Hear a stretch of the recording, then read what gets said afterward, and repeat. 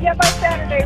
Yeah, we're gonna just take our time and get on the road. You know, I still got a little bit of stuff to pack up.